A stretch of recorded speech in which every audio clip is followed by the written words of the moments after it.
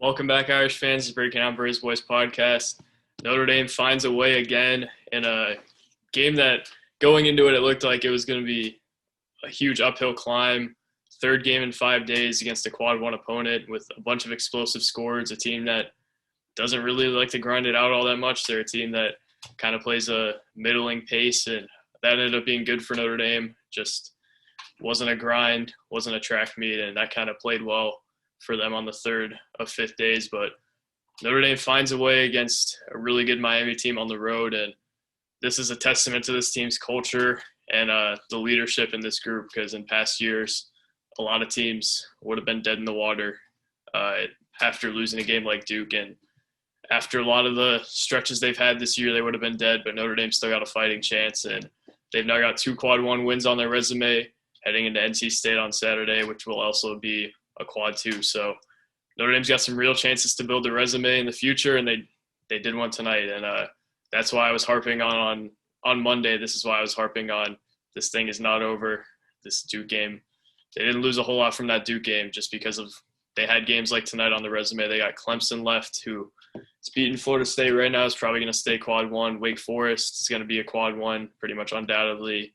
And then Florida State is maybe going to be a quad 1. Not looking as good tonight, but not here to talk about other teams at the moment. Notre Dame played one of their best games of the year just in terms of finding a way to get it done. This is a really good Miami team, and Notre Dame went 1 for 15 from 3 in the first half, really heated up in the second. That was one of their better offensive halves of the year, and everybody chipped in. Blake Wesley didn't really have it tonight, but Paul Atkinson stepped up big time. Paul Atkinson's really kind of blossoming into what Notre Dame thought they were getting in him when he committed to them.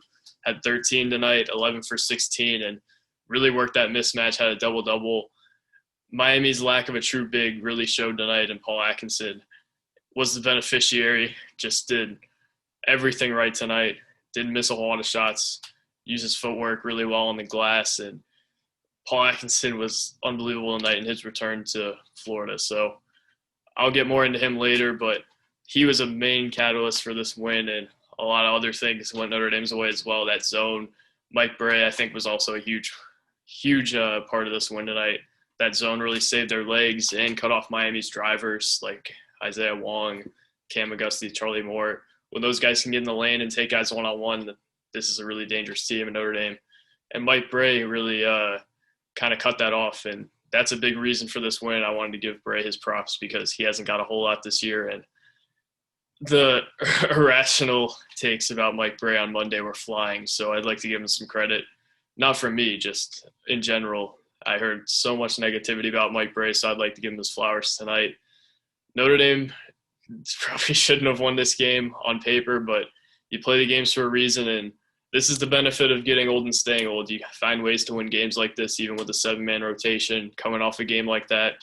Mentally tough group that goes in, executed well defensively, really caught fire in the second half offensively, and found a way to close it out, even with some pressure on them late in the game, the press, which they really struggled with, and a tough environment. Notre Dame checked all the boxes tonight for a game they shouldn't have won, and they found a way to pull it off, and that's the mark of a veteran group. And tonight was showing of kind of the culture and the leadership within this team. But the great offensive start, I think, also was a huge catalyst in this one. To have a start like they had on the road, especially with what they had on Monday, kind of flesh that out of their system is really critical in games like this. Obviously, Miami's defense is very good. They gave a ton of points to like a D2 team they scrimmaged, but they're also a team with a ton of athletes and a team that you do not want to come in on an off night against, and Notre Dame didn't. Certainly looked like they were going to, but man, they found a way tonight, and that was largely because of Prentiss Hubb, who I'll get into the players now if that segue wasn't obvious. But Hubb didn't really have it at first. Even in that early run they had, Hubb didn't do all that much. But second half really jump-started their offense, hit 2 threes to start that 10-0 run. And this was really his night to shine with Blake Wesley not really having it much and Dane Goodwin not doing much in the second half until late. But Hubb really stepped up when they needed him to. Started that 10-0 run with 2 threes to get into double digits and found guys late. He had 6 assists. I was going to say only, but finished with 15 and 6, 6 for 12 from the field, 3 for 8 from 3, and hit those 2 in a row. Hubb was maybe my second MVP for this game behind Paul Atkinson, just because no other guards were really giving you much until Hubb hit those 2 threes to get the run going. And man, did he step up and kickstart this team when they really needed it. When Prentiss Hubb's shooting like that, there's not many teams in the league who can beat Notre Dame, especially if they have other guys on like Blake Wesley, who didn't have it on tonight. He's in a 3-game slump after probably his best outing of the year against Louisville. Was really forcing the issue more than he had even, and that's been somewhat of an issue for him. I don't know that he was ever like a 35% shooter in terms of just how good of a shooter he is. I think it was closer to a low 30s guy. I think he's overachieving a bit, but he's going to find a way to kind of even it out a little bit.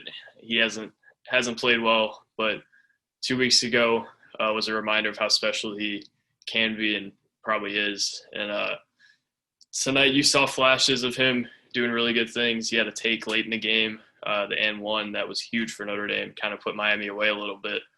But obviously the shooting is what matters, and it's really forcing the issue early. Took 7 threes and didn't hit a single one, but 7 is the stat for Blake Wesley. Missed 7 threes, but also had 7 assists. So his assists and defensive intensity are what's really keeping him kind of on the floor and keeping him as a useful guy.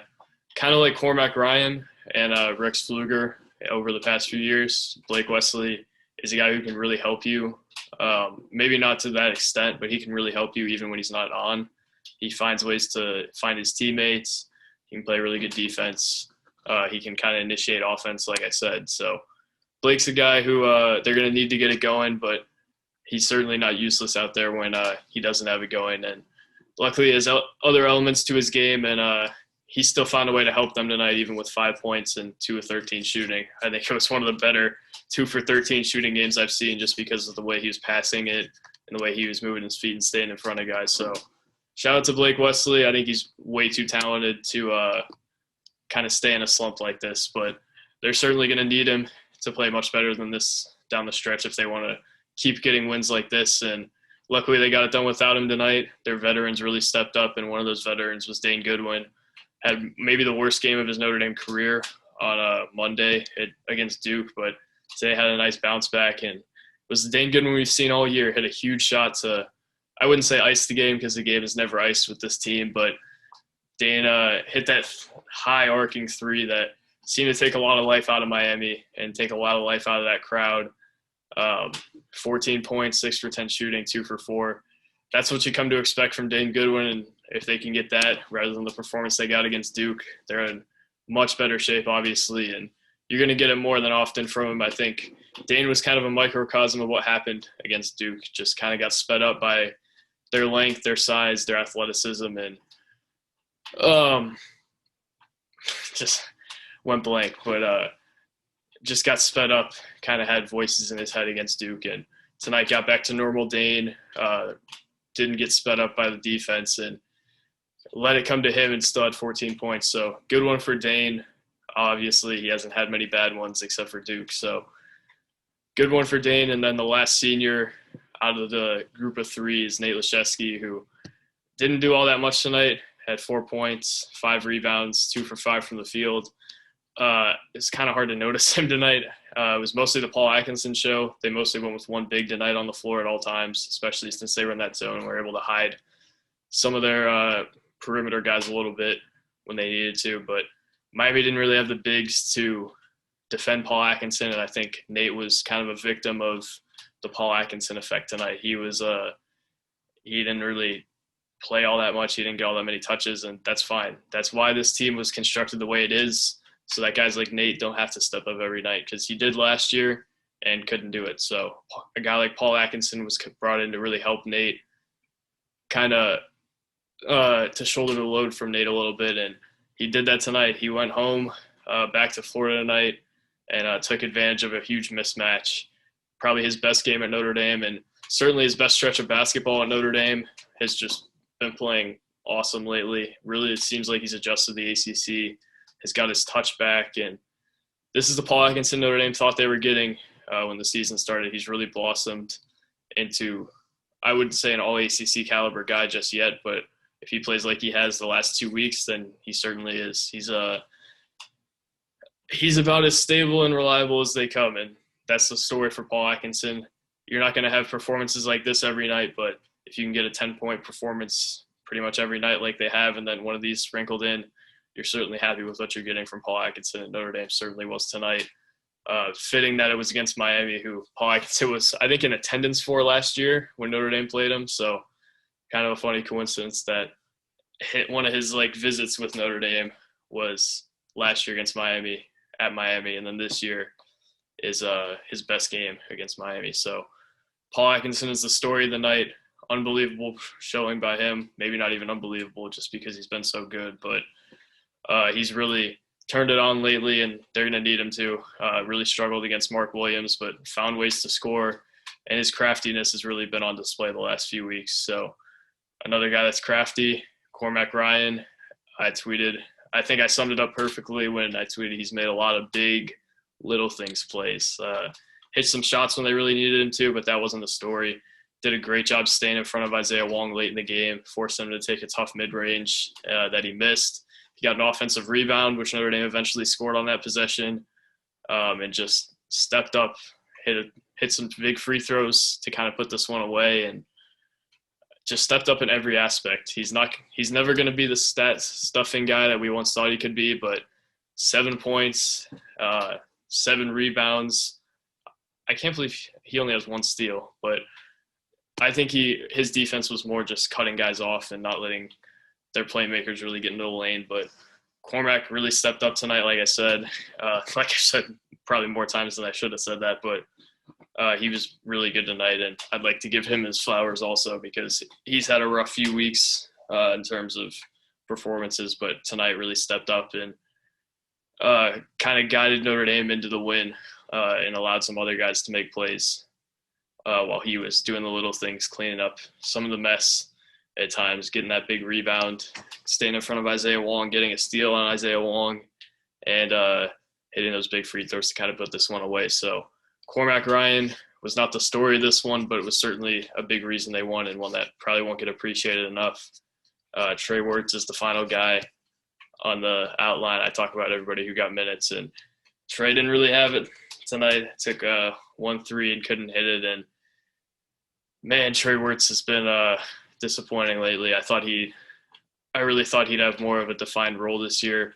He's kind of getting just thrown on the floor and not really making plays. Doesn't look all that confident in his shot. Doesn't look like he really has the green light. Had 3 assists tonight, which helps.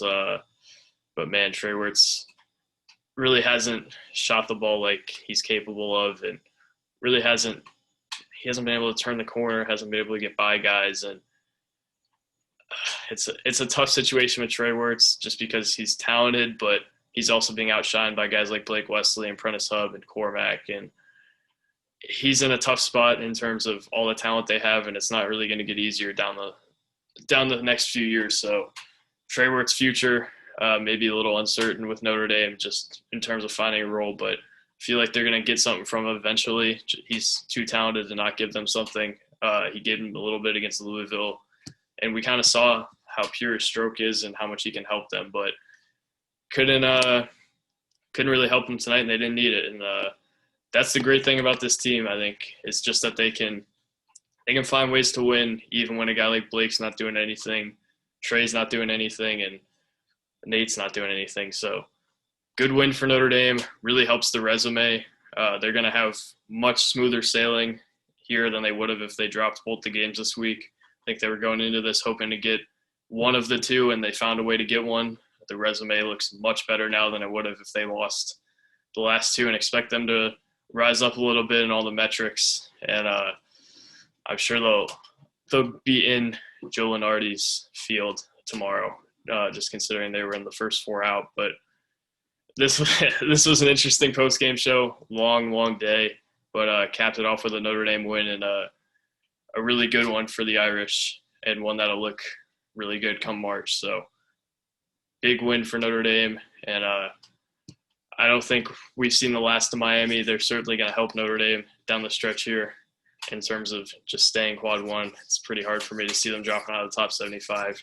Really talented team that Notre Dame went in there and beat on short rest. So thank you guys for watching. I'll be back on Saturday, hopefully less tired. But thank you guys for watching. Peace.